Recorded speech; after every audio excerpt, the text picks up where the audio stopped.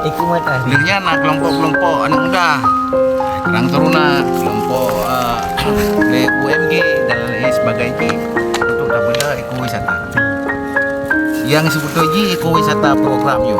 Nah ke program dia ada sih, Pak, program dari destinasi wisata berdusun.